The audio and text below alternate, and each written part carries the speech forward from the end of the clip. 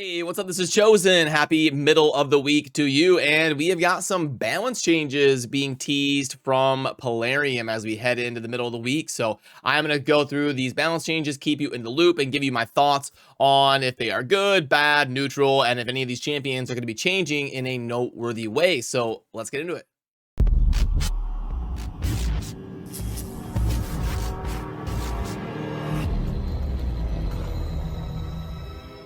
Alrighty, so first of all, probably by tomorrow morning, we will know what event is going to be happening for this weekend, and we will wrap you up on the Mighty Uko events ending at that point as we wrap up the fusion or the fragments pretty soon here. And with last weekend being 2x Sacreds, we should be getting some sort of 10x or guaranteed summoning event, and we'll probably find that out within 24 hours or so. But now as we dive into these balance changes, I'll pull them up right here in the middle, and then we'll talk about the champions being changed. Now, first up is going to be Baron on the list. By the way, I am going to react to these live and give you my first reaction to these things. Baron is a Void Legendary that is a little bit underwhelming in my opinion. He's a cool champion, and he can do some fun things like speed run, Doom Tower, and put out a decent amount of damage. But he really misses the mark a little bit in terms of being the impact that you would expect from a Void Legendary. Now, he is a legacy champion, so he was designed with the release of Raid. So he's been power crept a little bit by the times and is a little bit of a victim of circumstance just from being there initially. And as a game is around for 4 years, obviously the champions are going to slowly get more and more powerful as they release new, tougher and tougher content. But anyway, first of all, we've got the base speed going from 90 to 100. That is going to be a great change. Base speed of 90 is just too slow nowadays in Raid, so I'm on board with that. That's great. And then the trample is going to be the A1. Attack one enemy will attack all remaining enemies with any surplus damage if the enemy is killed. So it looks like it's not going to be a chance to unlock his secret skill anymore. So it looks like they're going to be removing that, which is going to make him a lot better as a champion already. And then we've got the split asunder. Attack one enemy and place a defense down for 2 turns, which is guaranteed and cannot be resisted. Okay, so once they do that, I hope they make that the only, like, I hope they don't have you build him with accuracy, because sometimes they'll do this stuff like this, but then they still need accuracy anyway because the other parts of their kit need accuracy. So hopefully they get that right. Then the A3 here, a Righteous Charge, cooldown. Yeah, these 6 and 7 turn cooldowns are just a thing of the past, and they've got to get with the times here and be 5 or 4, and then 3 or 4 when booked. But cooldown decrease, okay, makes sense. Attack 1 enemy damage increase. The number of buffs on this champion, okay, could hit decently hard. And then Sky Piercer, it's still going to be an AoE. We're going to ignore shield buffs and block damage, which was the same thing.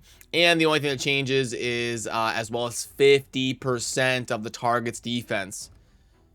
Okay, so now all of a sudden that becomes interesting because it is not going to be a secret ability anymore, it looks like, because we don't have these things with a chance to unlock Sky Piercer. It looks like it's just gonna be there because you see how the A1 and the A2 and the A3 used to have a chance to unlock Sky Piercer, but I'm not seeing that anymore on the new descriptions. So yeah, Baron could be a pretty solid nuker. Now, the unfortunate thing is it says 4 turns. We don't know if that books to 3 or if it's just going to be a 4-turn cooldown. If it books to 3, all of a sudden he's going to be an interesting damage dealer with ignoring 50% of target's defense and all shielding and block damage. So yeah, I like the changes, and Baron is going to be worth playing around with and testing a little bit. I do have a Baron, so I will keep you in the loop on that, and I'm excited to test him once these changes are live in game. Next up is going to be Snorting Thug of the Skinwalkers, and it looks like the A1, the only thing changing is that the base chance is going to go up from 20 to 30. So instead of a 20% that books up to 40, it's going to be a 30% that books up to 50. So decent A1 for an epic champion. And then Ruckus is going to be going from a 4-turn to a 3-turn, and you cannot get any books or any skills by booking it. So that'll make him a lot more consistent for his role on some of the buff manipulation there and removing things. He could be a niche option for Faction Wars. And then we've got Ripper, and the A1 is going to be going from 10% to 30% of damage inflicted for decreasing max HP. A possible option for helping out in the Scarab or something like that. And then we've also got the Heavy Slam that is going to be going from 5 to 4. Ooh, and you can't even book it. Yeah, 5 is just way too long if you can't book it to 4. So we're at least going to be lowering that to a default of 4 turns, and it looks like that we are also going to be getting a 40% of damage inflicted decrease of the max HP, and the aura is going to be so force increases force ally. Yeah, they're just removing that, making it all ally by 19%, which is way better. That they need to get rid of these affinity specific auras because they're just way too niche, and you never really end up getting any value out of them.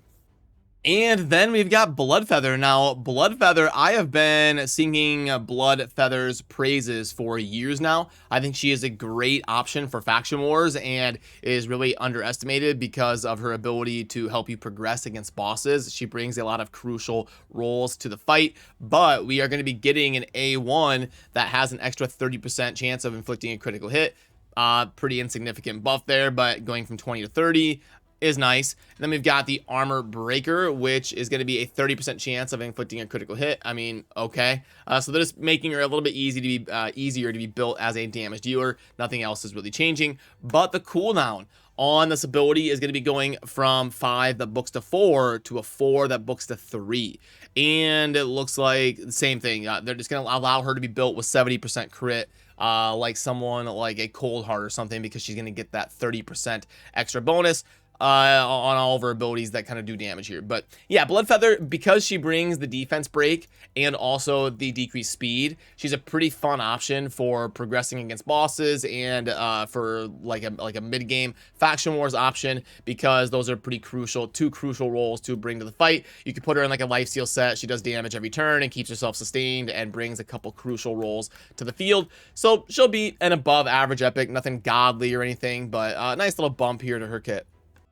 So yeah, all in all, you know, first of all, in terms of balance changes, Plarium doesn't do enough of them, in my opinion. And whenever they do things like this, it's always like 3 or 4 champions when it should probably be like, you know, 7 to 10. But to their credit, they are doing these more often recently. They used to do things like this like once every 3 or 4 months. It looks like this has been like a once a month kind of thing. They've been ramping up the pace at which they are balancing champions and adjusting things a little bit more consistently, at least lately. Hopefully they keep up the pace on that, because once your game has like 750 champions or whatever Raid Shadow Legends is up to now, it would be nice to get some tweaks and adjustments to champions every now and then, just to make sure we're keeping pace with the times on Raid, and making sure that, you know, things like Baron being a Void Legendary and being a little bit underwhelming, helping address things like that over time and keep as many champions relevant as we can, because the last thing you want is someone summoning a Void Legendary and being disappointed or bummed out about it. Like, no matter what Void Legendary you summon,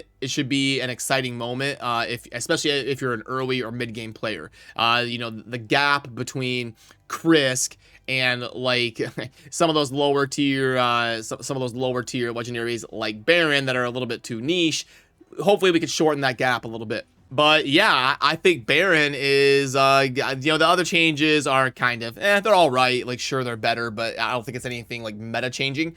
But Baron could be a pretty insane damage dealer. Ignoring 50% target defense for free on your ability and having it also ignore shield and block damage.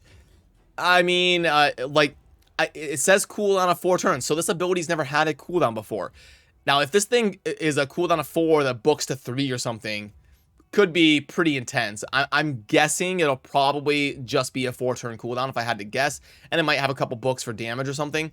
But yeah, he's definitely going to be a fun nuker to test to see how insane we can get him to hit. But anyway, let me know what you think down below. We'll have a video coming out very soon here on the channel, probably tomorrow morning, to get you caught up for the weekend as we figure out exactly what the summoning events are going to be. You are going to have a CVC starting here in a few days on Tuesday, so it would be like 6 days from now you're going to have a CVC match. But we'll get a video here on the channel, keeping you in the loop tomorrow morning and making sure you are fully ready to go to play efficiently as we head into the weekend and then next week. But have a great rest of your day. As always, thanks for watching, and remember to subscribe on your way out if you enjoy daily Raid Shadow Legends content. Thanks. Peace.